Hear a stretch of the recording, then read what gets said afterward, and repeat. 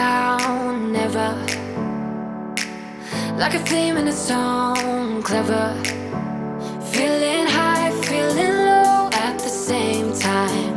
Feels so right, then I'm wrong, hoping I'll be fine. But I get up, I always do.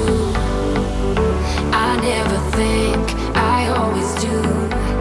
Never thought I wouldn't jump, oh what a fool. But if I fall, I will get up.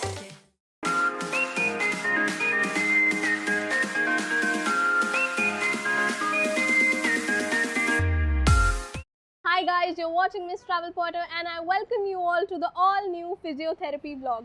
In this episode, I will be talking about my rehab treatment post my knee surgery and क्योंकि आज मुझे मेरी surgery को 1 साल से ज़्यादा हो गया है and physiotherapy is the most significant part of my rehab treatment. हर किसी की सर्जरी के बाद physiotherapy is the most important thing that one should include in their recovery. And उसी की वजह से रिकवरी होती है. तो आज मैं हूँ अपने फिजियोथेरेपी सेंटर में जहाँ मैं पिछले 1 साल से फिजियोथेरेपी कर रही हूँ and I thought why not to introduce you to this place.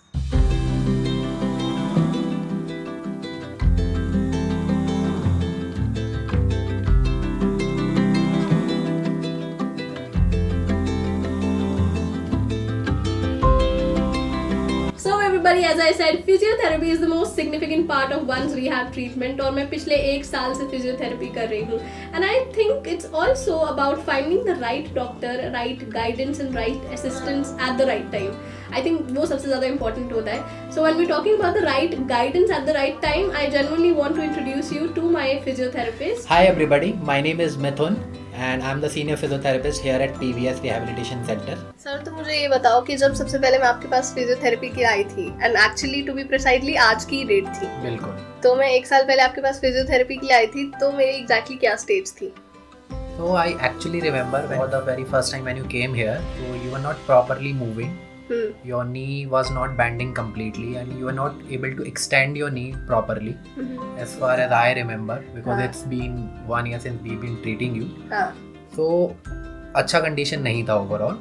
So we surely believed कि somehow if we'll focus more on the strengthening part, despite of the fact कि कितना पटेला माल tracked है या कितना उसमें anomalies है, muscle wastage कितना है. Despite all those odds, we firmly believed because we showed, we saw कि you were very much enthusiastic about your recovery also because it's a two-way process.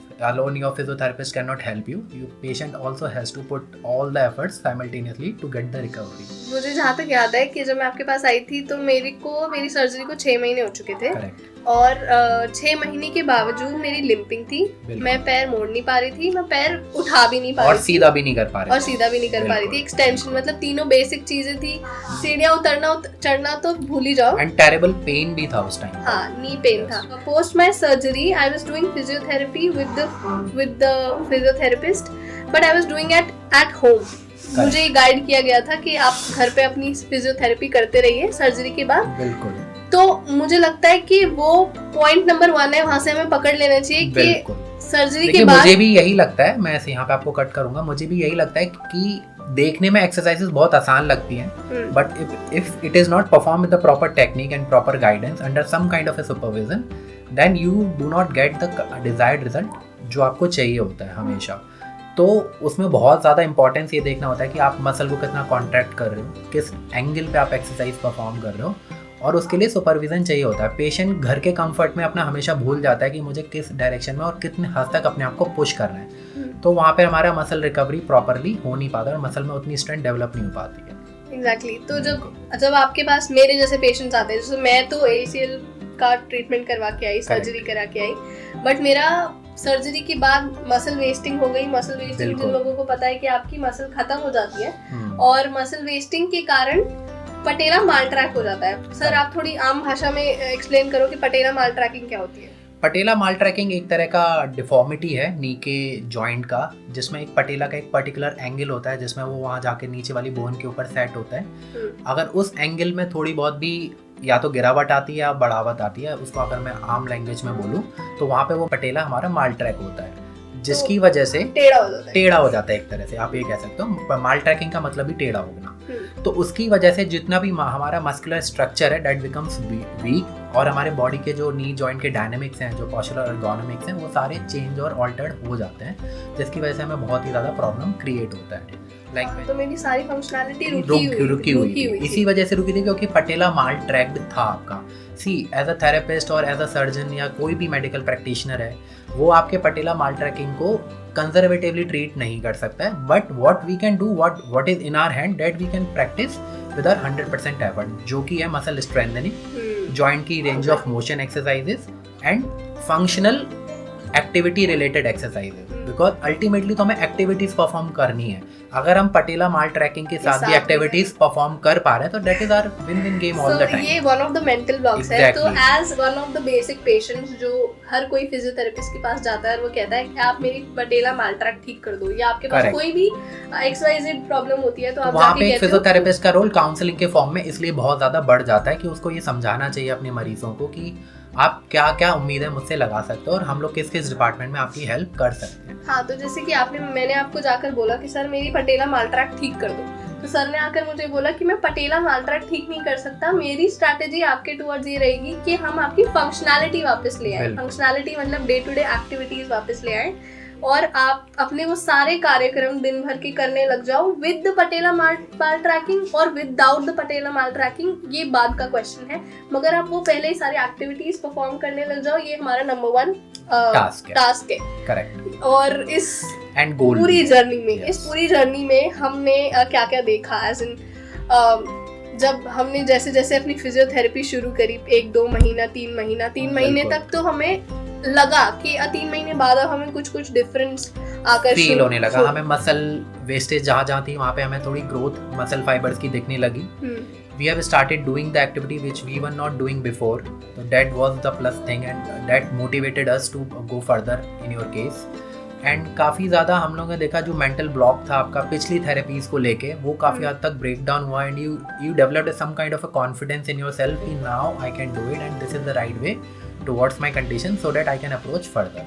सो जैसे मसल बिल्डिंग की जब हम बात करते हैं, जब मेरी मसल बिल्ड होने लग गई थी और मेरा पैर थोड़ा उठने लग गया था, तो ऐसा था कि मेरा पैर उठ ही नहीं रहा था और फिर थोड़ा उठने लग गया था, एक्सटेंशन थोड़ी आने लग गई थी। You were able to perform the complicated exercises as well, like the squatting, which your doctor strictly denied कि you should not do the squats and you should not do this exercise, but you started doing all those activity and that the point to be consideration here is that is without pain.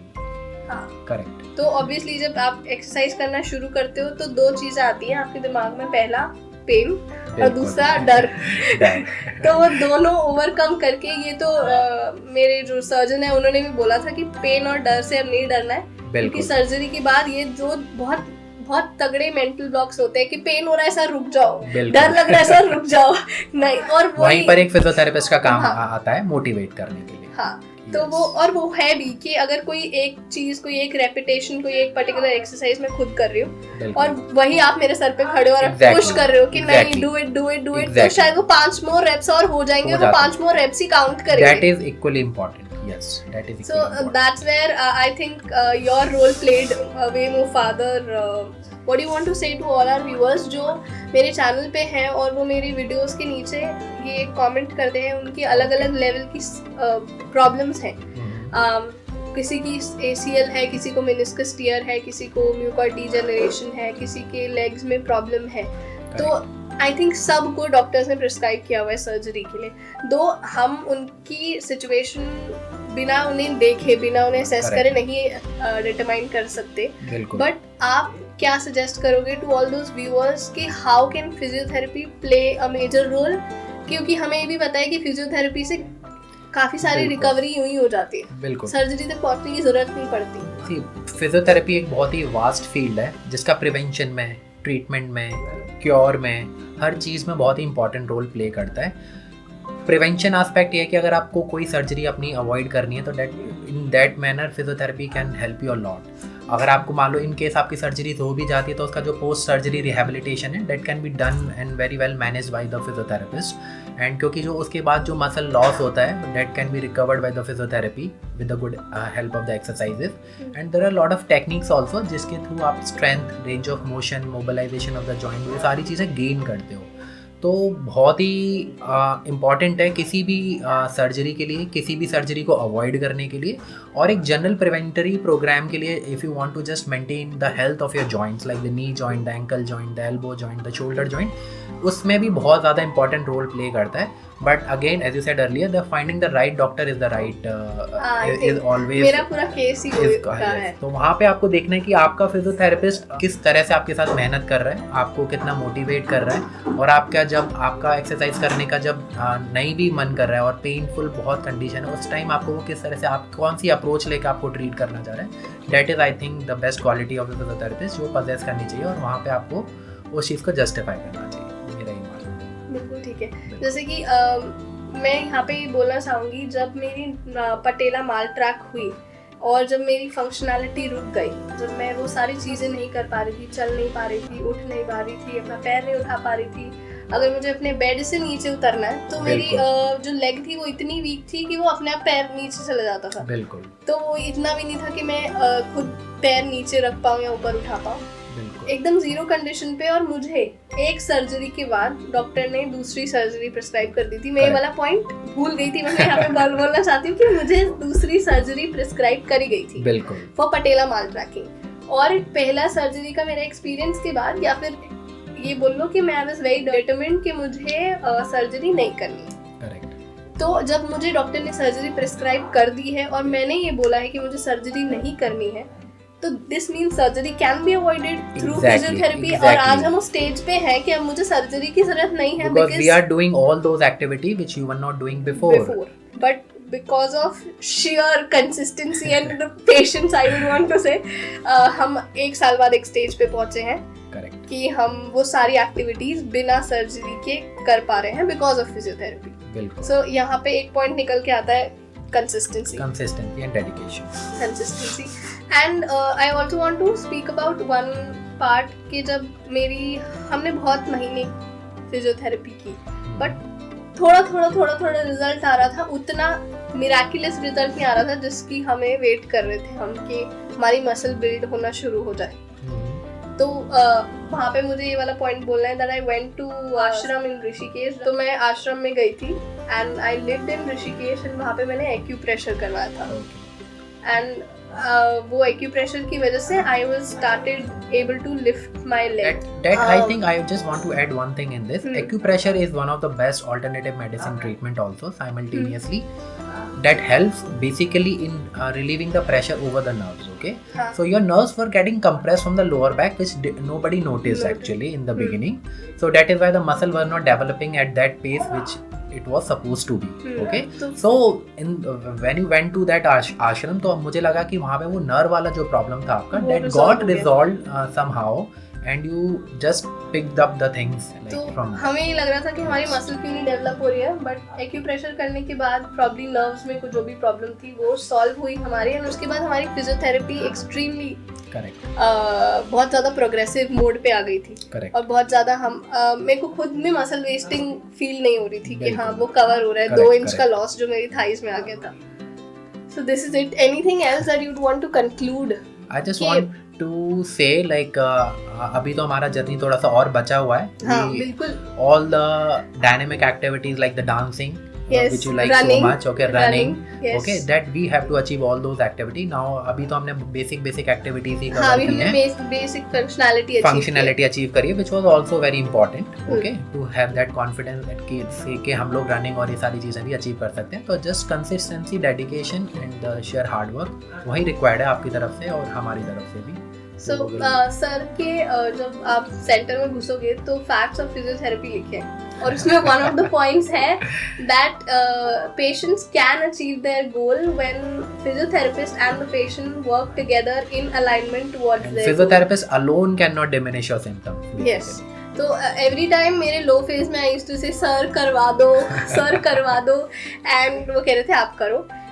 तो वो मुझे मतलब ये वाला point लगता है कि जब आपके साथ, क्योंकि आपके वर्कआउट रिजीम में भी हम शायद नोटिस करते होंगे, आपके साथ कोई जुड़ जाता है तो आप you look forward to coming to that place. Correct. तो मैंने सर को बोला था कि सर मेरा एक गोल है कि 3 महीने में मुझे भागना है और वो आप अपना गोल बना लो। I still remember that. तो उन्होंने कहा 3 महीने बिना रुके आ जा और मैं अपना गोल बना लेता हूँ। सो एंड आई थिंक कि पूरा 1 साल हो गया मुझे फिजियोथेरेपी करते हुए, and now I am at a stage जहाँ पे I started looking forward to coming to your place. कि अब मेरे जो दिन की दिनचर्या है, जो मेरे रूटीन्स है, वो भी इस तरीके से ऑल्टर होने लगी कि नहीं मुझे फिजियोथेरेपी जाना है। वो इसलिए भी कि I want to achieve a certain goal, कि मुझे भागना है सर्टेन डेट तक, और इसलिए भी दैट मेरे फिजियोथेरेपिस्ट के साथ मेरा एक बॉन्ड है जो हम साथ मिलकर काम करते हैं और अचीव हो रहा है। मुझे लगता है कि अगर यहाँ पे इतना कंड्यूसिव एनवायरनमेंट होता, फ्रेंडली एनवायरनमेंट नहीं होता, तो मैं इतना देखती, इतना सोचती नहीं फिजियोथेरेपी के बारे में। शायद मैं बीच में थक हार जाके सर्जरी करा लेती, या फिर घर पे बैठ जाती, या फिर कोई और physiotherapist. You keep shifting your doctors until you find your way out. So ये मेरी फिजियोथेरेपी की जर्नी है फ्रॉम पास्ट 1 लॉन्ग ईयर। अब हमारी सर्जरी को तो 1.5 साल हो चुका है, बट यहाँ पर मुझे फिजियोथेरेपी करते हुए 1 साल हो चुके हैं। And I am very happy to upload this video because road to recovery episode 2 है और काफ़ी हद तक रिकवरी हो चुकी है। बिल्कुल। अब हम सीढ़ियाँ उतर पा रहे हैं कॉन्फिडेंस से। ऐसे 1 साल क्यों 4 साल बाद जब मैं सीढ़ियाँ ऐसे नॉर्मल इंसान की तरह चलती हूँ, मम्मी कहती है नॉर्मल क्या होता है, ऐसे लाइक नहीं, मैं नॉर्मल इंसान की तरह एक पैर ऐसे करके चल रही हूँ। सो छोटी खुशी है, but it matters a lot, and I really hope you find this video helpful, and I really hope you find this the importance of physiotherapy post your surgery, or post your surgery क्यों वैसे भी every aspect of your recovery program, whatever you injured हो, yes. अगर आप even if you are not injured also, then also you can join the physiotherapy as a part of the preventive program to become healthy. Yeah.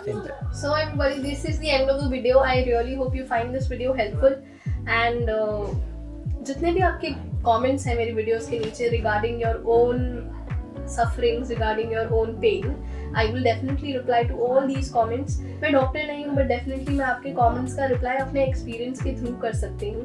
मैं पूरी कोशिश करूँगी कि मैं best guidance दे पाऊँ, but definitely this video is just share out of my experience of physiotherapy, and हम जल्द ही वो वीडियो भी बनाएंगे जब मैं सर के साथ भागते हुए एक व्लॉग बनाऊंगी।